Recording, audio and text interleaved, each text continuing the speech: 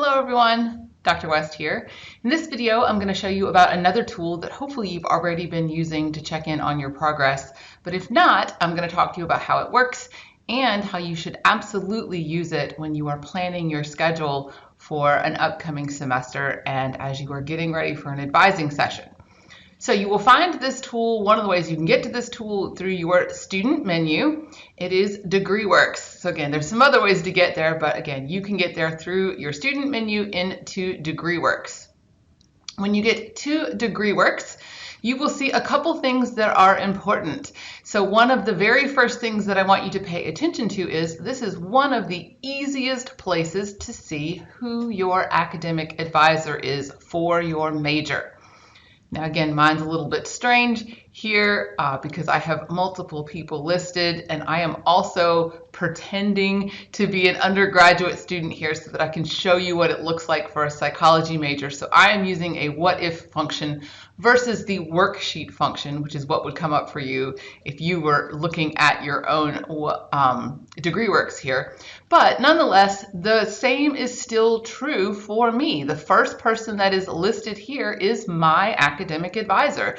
So this semester, when I go to have my meeting so that I can get my hold removed and sign up for my next set of classes, this is the person that I'm going to need to contact, or hopefully they will have reached out to me to let me know what their requirements are and things like that for setting up a meeting, right, so that I can get my hold removed.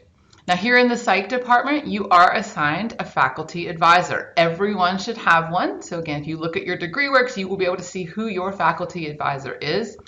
And this semester, we also have 2 student advisors that will be helping us out with some of our freshmen and sophomore students. And we will be sending you some information about that. But again, in case you don't know yet who your academic advisor is, I highly suggest that you look here and at some point this semester or next, get to know them and introduce yourself, especially if you've never met them. All right, the other thing that you're going to use your Degreeworks for when you're getting ready for an advising session is planning what you might want to take next semester. Most students are going to want to pick approximately 15 hours worth of classes, but I always suggest that you get more than that. Kind of just make a big list of potential things, because sometimes there's going to be a time conflict, sometimes there's going to be things where it's full, you didn't get in, something like that. So you can always make more, and then you can have more than one plan, or if something doesn't work out, you already have a backup class and you don't have to come back here and search and figure it out. So let's take a look. If this was really me and I was trying to plan my schedule for next semester, what could I possibly choose? First thing you're going to notice is that it's going to go through your Gen Ed area. I am in ACAD right now. I'm going to pretend like I'm either taking writing or I already had writing credit.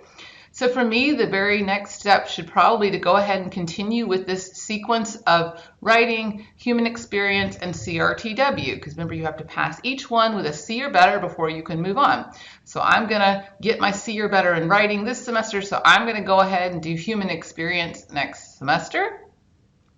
I could take another one of the classes that's in this section for Gen Ed, so I could take a technology class, I could take a constitution requirement, and any of these kinds of things.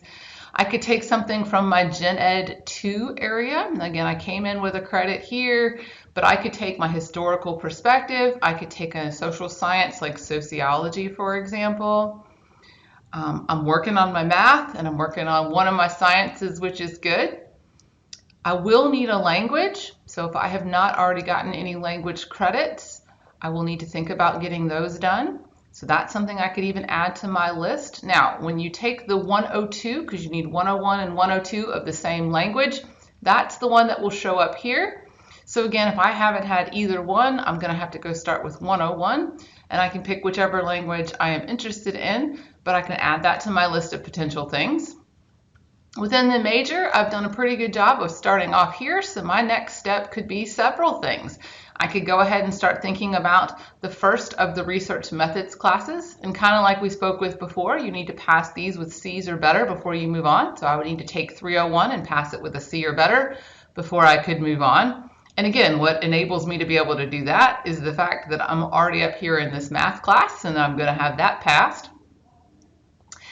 And then I could also potentially take some of my core courses here, so I could add these to my potential list of things for next semester. I went ahead and selected a minor, so I could select some minor classes for next semester.